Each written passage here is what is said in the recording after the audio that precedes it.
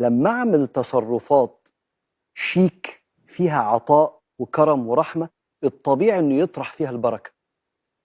إذا أنا المسؤول عن توفير جو صحي تظهر فيه مراتي بأحسن نسخة من شخصيتها.